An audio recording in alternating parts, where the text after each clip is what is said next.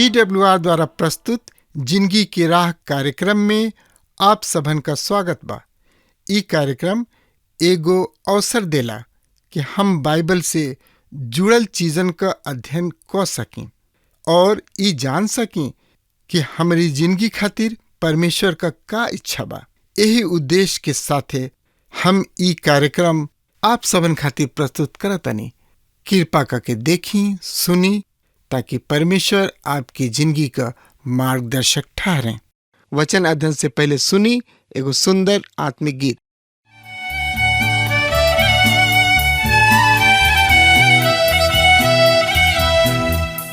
गाँव के भैया और बहिनी आई प्रभु के गुण गाई।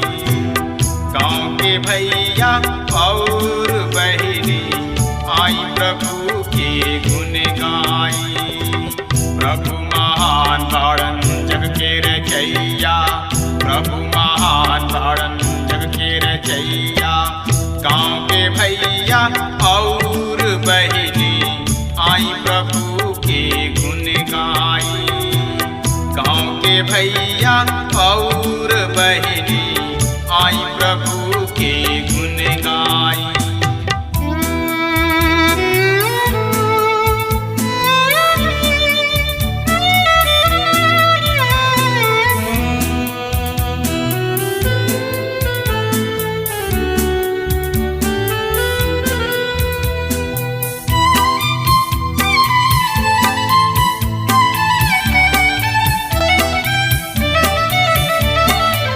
आकाश के तरई बन के चिरई उनकर भजन करे। भूमि नदिया और चटनवा जोर से थपरी पीटे। हमर मसीही फिरीत आई प्रभु चरण के सट जाई।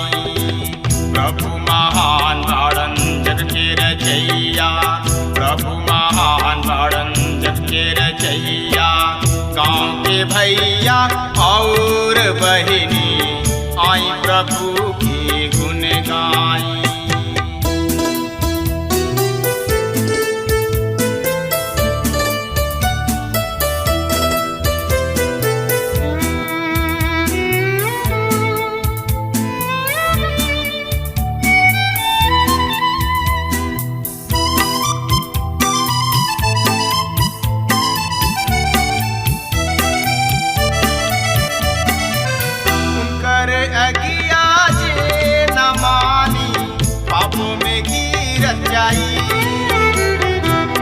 नरक के राजा सैतानवा उनके में वास करी। पूरी मिठाई खूब खियाई आत्मा अग में जाई। प्रभु महान बाड़न जग के रचैया, प्रभु महान बाड़न जग के रचैया। गाँव के भैया और बहिनी आई प्रभु के गुण गाई।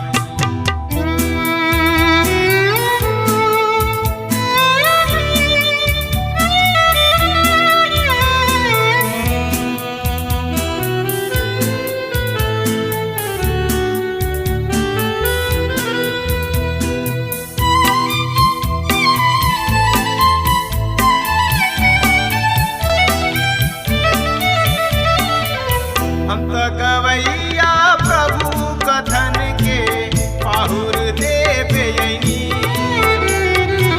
संगी मसीही प्रभु पोथी से शैतान के दूर करी। जीवन आशीष रौरा पवनी उहे बढ़ाए सबके बाटी। हाँ मित्र, ये 2 अध्याय में गोग और भगोग के परित्याग के पा रहल बानी। ये अध्याय में थोड़ा अलग रीति से हम रउआ सामने पेश करे चाह रहल बानी, जैसे कि हम अक्सर करीना, एकरा से थोड़ा अलग। अध्याय 37 में हमनी के देख ले रही जा कि परमेश्वर इस्राएल के खातिर भविष्य में एगो उद्देश्य रखले रहन ई दोनों अध्याय वो बात के बतावेला। ई आखिरी दुश्मन के बारे में भी बता रहल बा जौन की अंतिम दिन में इसराइल के विरुद्ध चढ़ी आई हैं। अध्याय 38 और 39 जौना दुश्मन के बारे में वो रूस जब हम सेवकाई में आईनी त ए बात पर विश्वास ना करत रही कि ई रूस के संकेत करल बा। हम ए बात के स्वीकार करे खातिर तैयार ना रही। हम स्नातक के परीक्षा पास कैनी, एकरा बाद डॉक्टर के परीक्षा पास कैनी, फिर भी ई बात कुछ जमत ना रहे। तो फिर हम फैसला कैनी कि अब हम ए विषय पर अध्ययन अपना आप से करब और हमरा अध्ययन के दौरान ई स्वीकार करे के पड़ल कि 38 और 39 अध्याय के दुश्मन है रूस। 3 गो बात ऐसा रहे जौन के द्वारा एह बात के समझ पौनी। एकरा के हम भाषा विषयक भौगोलिक घटना और तार्किक घटना है। पहिल का है भाषा विषयक या घटना। मित्र तो एकरा बारे में और ज्यादा से ज्यादा जानकारी खातिर रुआ हमरा संगे आपन पवित्र शास्त्र बाइबल निकाल ली। यहेजकेल के किताब 38 अध्याय के 1 और 2 पद एह तरी से बता रहल बा। फिर यहोवा परमेश्वर के ई वचन हमरा किने पहुंचल, हे मनुष्य के संतान, आपन मुंह भागोक देश के गोग के ओर कके जौन की रोश मेशेक और तुबल के प्रधान हवे ओकरा विरुद्ध भविष्यवाणी कर। मित्र गोग शब्द शासक के खातिर आइल बा जौना के मतलब छत ह। सबसे ऊपर एगो तनाशाह शासक के खातिर गोग से बढ़िया दूसर नाम नइखे सुझत। यदि ऊ सबसे ऊपर नइखे त तनाशाह ह। भगोग के मतलब प्रधान। एकरा खातिर इब्रानी भाषा रोस जौना के मतलब प्रधान ह।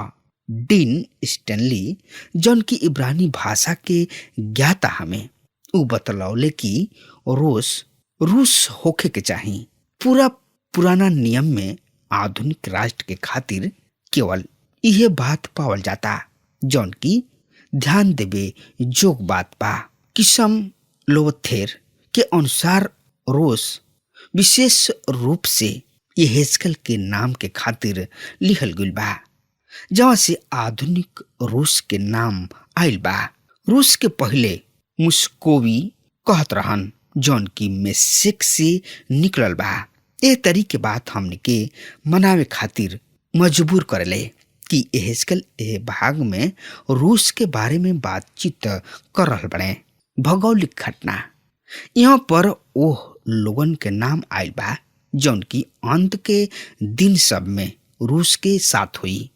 यहाँ पर हम कुछ राष्ट्र के नाम ले ले बानी जौन की अंत के दिन में रूस के साथ हुई। यहेजकेल नबी की किताब 38 अध्याय के 6 पद में लिखल बा, गोमेर और उनकर सब दल और उत्तर दिशा के दूर दूर देश के तोरगर्मा घराना और उनकर सब दल के निकालब। तोरा संग बहुत सा देश के लोग हुई हैं। गोमेर जर्मनी है और तोरगर्मा के घराना तुर्की है।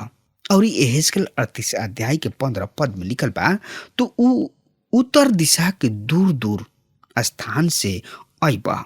यहेजकेल 39 अध्याय के 2 पद में लिखल बा, उत्तर दिशा के दूर दूर देश सबसे चढ़ा ले आइब। हम एह भाग के पढ़ी न तो इसराइल और रूस के नक्शा के देखी ना। जब रुआ नक्शा में देखब तो पाइप की रूस उत्तर और उत्तर पूर्व के ओर बा। यहाँ पर उत्तर के मतलब उत्तरी कैलिफोर्निया से नहीं खे। उत्तर के मतलब उत्तरी इसराइल से बा। पूरब के मतलब पूर्वी इसराइल। पश्चिम के मतलब पश्चिम इसराइल। दूसरा शब्द में इसराइल पृथ्वी के भौगोलिक केंद्र है। जहाँ तक परमेश्वर के वचन के सवाल बा, तर्कशास्त्रीय घटना या प्रमाण सबूत, तो एकरा बारे में और ज्यादा से ज्यादा जानकारी खातिर रुआ हमरा संगे आपन पवित्र शास्त्र बाइबल निकाल ली और ओह में देखी एहजकल नबी की किताब 38 अध्याय के 3 पद एह तरी से बता रहल बा। और ई कह के गोग हेरोस मेशक और तुबल के प्रधान परमेश्वर यहोवा एह तरी से कहताने, देखो हम तोहरा विरोध बानी। मित्र, यहाँ पर ई एगो विचित्र भाषा है। एहजकल के किताब में परमेश्वर कई हाली कहले बाने कि वो कुछ देश के विरुद्ध बाने। ऐसन वो बाबुल के बारे में कहले, मिस्र के बारे में कहले और वो राष्ट्र सब के बारे में कहले जौन की रुआ लोगन के विरुद्ध बाने। हमरा और रुआ किने ऐसन चीज नहीं खे जौना से कि वंशज के लोग ना देखले। रूस एगो ऐसन देश है जहाँ पर लोग परमेश्वर के ना मानेलन। ई राष्ट्र परमेश्वर के विरुद्ध है। निर्गमन 20 अध्याय के 3 और 4 पद में हम दूसरा देवी देवता सब के पीछे जाए वाला के विषय में पढ़ी न जा, मगर हमनी के जौन की परमेश्वर पर विश्वास ना करी न जा उनका विषय में कुछ भी ना मिलेला। जब हमनी के दाऊद के समय में पहुंची न जा तो नास्तिकता के शुरू के पाई न जा। भजन 14:1 में लिखल बा, मूर्ख अपना मन में कहेला कौनो परमेश्वर है ये निखन। नास्तिकता अतना उपहासपूर्ण है जौन की एकर बखान हमनी के अपना मुंह से नहीं कर सकत। यहाँ पर एगो राष्ट्र बा जौन की कह रहल बा कि परमेश्वर नहीं खन। परमेश्वर कहलन हम एकरा विरुद्ध बानी। अब रुआ देखी गोग और भगोग के पहचान रूस के कौना तरी कइल जा सकता। पहिल का है भाषीय घटना और दूसर का है भौगोलिक घटना और तीसर का है दर्शन शास्त्रीय घटना। मित्र, अब सवाल उठता कि रूस इसराइल पर आक्रमण काहे करी। एहजकल नबी के किताब 38 अध्याय के 4 पद एह तरी से बता रहल बा, हम तोहरा के घुमा ले आईब और तोहरा जबड़ा सब में आकड़ डाल के तोहरा के निकालब और तोहर सब सेना के भी और तोहरा सब सेना के अर्थात घोड़ा सब और सवारन के जौन की सब के सब कवच पहिरले एगो बहुते बड़ भीड़ बा जौन की पूरा और ढाल के ले सब के सब तलवार चलावे वाला हुई हैं। मित्र, परमेश्वर कहताने हम तोहरा जबड़ा में आंकड़ा डाल के तोहरा के निकालब। एकर मतलब एह तरी से निकालल गोइले की परमेश्वर उनका जबड़ा में आंकड़ा डाल के इसराइल से बहरी निकली हैं। लेकिन ऊ एह तरी ना कहले। यहाँ पर बहुत ही स्पष्ट बा कि परमेश्वर इसराइल में ही उनकर न्याय करी हैं और ऊ जिंदा वापस ना आ पाई हैं। एहजकल नबी की किताब 39 के 11 पद में लिखल बा, ओ समय हम गोग के इसराइल के देश में कब्रिस्तान देव उताल के पूरब के ओर हुई। एकरा से पता चलता कि आक्रमणकारी वहां से वापस ना आ सकी हैं, सब के सब मारल जाइ हैं। लेकिन वहां पर ऊ यहूदी सब के वापस आवे के बात कर रहल बने। अब इसराइल के विचार बिल्कुल बदल चुकल बा। ऊ कहताने कि विज्ञान यहाँ पर शांति ले आई। पुराना नियम कहला कि मसीह वहां पर शांति ले आई हैं। ई स्पष्ट बा कि अब ऊ नया मसीह के खोज में बाणे। रूस इसराइल पर आक्रमण करी। लॉर्ड वेवरली कहले कि रूस पश्चिम यूरोप के ओर ना जाई बल्कि एशियाई क्षेत्र सब के ओर आगे बढ़ी। परमेश्वर कहले कि हम ओकरा मुंह में आंकड़ा लगा के खींच ले आई। ऐसा प्रतीत होता कि परमेश्वर 3 गो आंकड़ा सब के उनका खातिर लगवाई हैं। पहिल का है संसार के समुद्री राह में प्रवेश करे खातिर रूस के गुनगुना पानी की आवश्यकता बा। इसराइल दे रहल बा और रूस उनका ओर बढ़ रहल बा। दूसरा आंकड़ा तेल है। आधुनिक राष्ट्र के आगे बढ़ावे खातिर तेल जरूरी बा। रूस के तेल के जरूरी बा।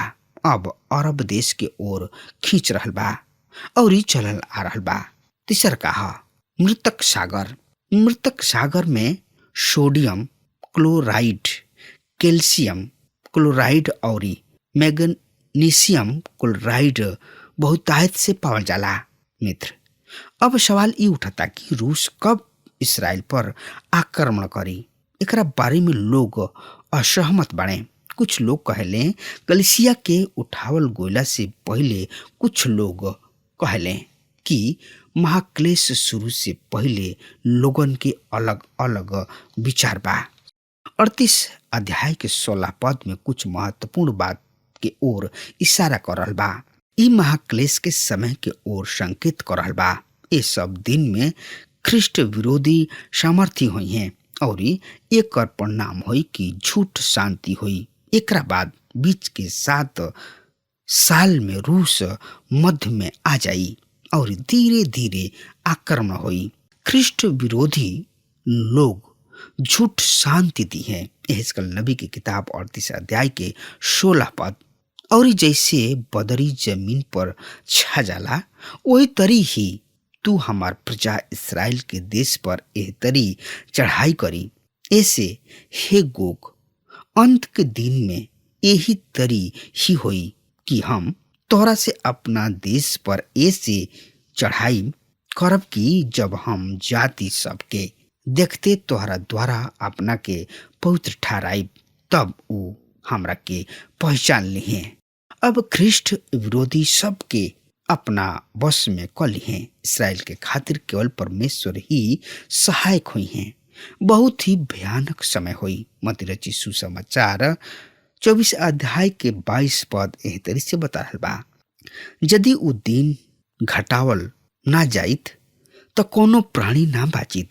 आगे हमनी के आक्रमण के परिणाम के देखे के तो एकरा बारे में और ज्यादा से ज्यादा जानकारी खातिर वह हमरा संगे आपन पवित्र शास्त्र बाइबल निकाल ली और उसमें देखी यहेजकेल नबी की किताब 38 अध्याय के 22 पद एह तरी से बता रहल बा, और हम मरी और खून के द्वारा उनका से मुकादमा लड़ब और ओह पर और उनका दल पर और ओह सब जाति पर जौन की उनका कीने हुई। हम बड़ झाड़ी लगाई और ओला और आग भी गंधक बरसाई। मित्र, आई यही लगले उत्पत्ति की किताब 19 अध्याय के 24 पद एह तरी से बता रहल बा। यह पद के पढ़ ले जाओ। तब परमेश्वर यहोवा अपना ओर से सदोम और अमोरा पर प्रकाश से गंधक और आग बरसौले। मित्र, हमरुआ के एगो बात जरूर ही बता देवे चाहतानी कि जब तक परमेश्वर कलीसिया के उठा ना ली है, महाक्लेश के समय ना आई। यहेजकेल नबी की किताब 39 अध्याय के 6 और 7 पद के हम रुआ सामने पढ़े जा रहा बनी। एह तरी से एह पद में लिखल बा, हम भगोग में और दीप सबके निडर रहे वाला के बीच आग लगाई और ऊ जान ली है कि हम ही यहोवा परमेश्वर हई और हम अपना प्रजा इसराइल के बीच आपन नाम प्रकट करब और आपन पवित्र नाम फिर ऊ पवित्र ना होके देव। तब जाति जाति के लोग भी जान ली है कि हम ही यहोवा परमेश्वर हई। परमेश्वर न्याय करी है, हर एगो घुटना उनका आगे झुकी। रोमियो 2 अध्याय के 3 पद, और हे मनुष्य, तू जवन की ऐसन ऐसन काम करे वालन पर दोष लगावेला और आप उहे काम करला, का ई समझेला कि तू परमेश्वर के दंड के आज्ञा से बच जीबा। आई यही लगले हमनी के पढ़ ले जाओ। इब्रानी के पत्री 2 अध्याय के 3 पद के एह तरी से एह पद में बता रहल बा, तो हमनी के ऐसन बड़ उधार निश्चिंत रह के काहे बच सकतानी, जौना के चर्चा पहले पहल प्रभु के द्वारा भइल और सुने वाला के द्वारा हमरा निश्चय भइल। यह प्रभु के संदेश जौन की रुआ अबही सुननिहा। प्रभु यीशु मसीह के बेगर रुआ उधार के प्राप्त नहीं कर सकत, चाहे रुआ कतनो बढ़िया काम काहे ना करत होकी, चाहे रुआ दान दक्षिणा काहे ना देत होकी, फिर भी बिना प्रभु के उधार नहीं खे। इससे हम रुआ से कहे चाह रहल बानी और कहतानी कि रुआ प्रभु यीशु मसीह की ने आई और उनका के आपन उद्धारकर्ता के रूप में स्वीकार करी। काहे कि प्रभु महान प्रभु हमें उनका से बढ़ के ए दुनिया में केहू नहीं खे। ई हमार बात रुआ ध्यान से सुनली। उनका से बढ़ केहू नहीं खे। ऊ सर्वभौम परम पिता परमेश्वर हमें। ऐसे रुआ बेगर हिचक के बिना संकोच के रुआ प्रभु यीशु मसीह की ने आई और अपना आप के समर्पित कर दही। काहे कि प्रभु हमें रुआ के आज भी और पहले भी दोनों हाथ फैला के नाम ध के बुला रहल बने। बस रुआ आई और प्रभु के स्वाद के चखी कि प्रभु कैसन महान हमें। प्रभु कहलन आपन मुंह पसारू हम भर देव। मित्र, प्रभु के सामने रुआ आपन मुंह पसारी, प्रभु ओकरा के भरती है। प्रभु उद्धार करे वाला प्रभु हमें। उहे मार्ग सत्य और जिंदगी हमें। उनका बेगर हमनी के स्वर्ग में नहीं जा घुस सकत। ऐसे अगर हमार बात रुआ तक पहुंच रहल बा तो आज वे यही घड़ी प्रभु यीशु मसीह के चरण में आ जाई। उनका बेगर उद्धार है ये नहीं और ये अपना आप के प्रभु के हवाले कर दी। हम मित्र, प्रभु के इहे संदेश है। प्रभु के इहे का नाम बा, हे बोझ से दबल लोग हमारा किने आव लोग, हम तोहनी लोग के विश्राम देव, आराम देव। हम मित्र, प्रभु यीशु मसीह किने आई और उनका से कही प्रभु हम पाप कइले बानी, प्रभु हम गुनाह कइले बानी। मित्र, चाहे राउर कतनो बड़ पाप काहे ना होके प्रभु धोके उजर कर दिए और अपना छाती से रुआ के लगा ली। अब हमार समय खत्म हो रहा बा, तब तक खातिर रुआ हमरा के आज्ञा दी। परमेश्वर रुआ के बहुत ही आशीष देस। आमीन। हमके विश्वास बा कि ई कार्यक्रम आप सब खातिर फायदेमंद सिद्ध भइल हुई। हम चाहतनी कि आप सब अपन अपन आशीष हमरों से बांटी। अगर आप सबके लगे बाइबल से चाहे आपकी निजी जिंदगी से क्यों सवाल होके चाहे क्यों समस्या खातिर प्रार्थना करावे चाहतनी तो हमारी फोन नंबर पर जरूर संपर्क करें। परमेश्वर आप सबके बहुत आशीष प्रदान करें और आज का दिन आप खातिर सुखद बनावे।